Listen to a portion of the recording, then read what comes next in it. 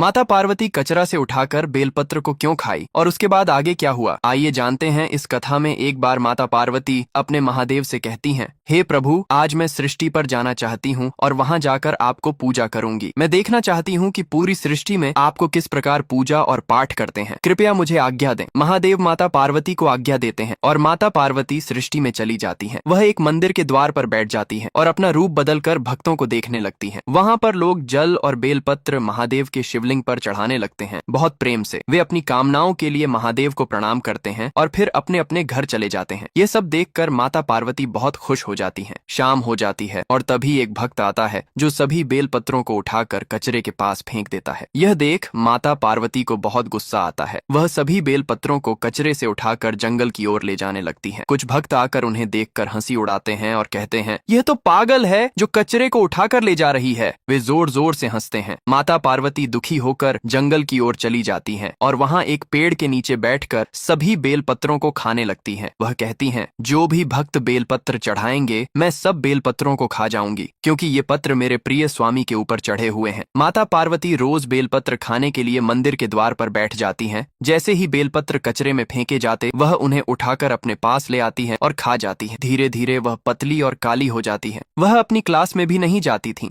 और बेलपत्रों के लिए ही ध्यान केंद्रित करती रहती थीं। कई दिन बीतने के बाद माता पार्वती ने एक शिवलिंग मिट्टी से बनाया और उसके पास सो गईं। महादेव कई वर्षों बाद माता पार्वती को ढूंढते हुए वहां पहुंचे। उन्होंने देखा कि माता पार्वती बहुत पतली और काली हो चुकी हैं और उसी मिट्टी के शिवलिंग के पास सोई हुई हैं। महादेव माता पार्वती का चेहरा देखना चाहते थे तो उन्होंने कहा, हे देवी, तुम कौन हो जो इतनी काली और पतली हो? इतनी घिनौनी शक्ल तुम्हारी कैसे हो सकती है और तुमसे कौन विवाह करेगा? माता पार्वती घूंघट से ही बोली, मुझे ऐसी बात मत करो और मेरी सूरत को देखकर हंसी मत उड़ाओ। तुम्हारी सूरत भी तो कोई खास नहीं है। महादेव ने कहा, मेरी सूरत कर्पूर गौरम करुणावतारम है, संसार सारम भुजगेंद्र हारम है, सदा वसंतम है। तुम मेरे सामने कुछ भी नहीं हो। माता पार्वती दुखी होकर जंगल की ओर जाने लगी। महादेव ने उनका हाथ पकड़ लिया और अपनी गंगा जटाओं से उन्हें स्नान कराया। इससे माता पार्वती का चेहरा सुंदर और आकर्षक हो गया। माता पार्वती खुशी से महादेव के गले लग गईं।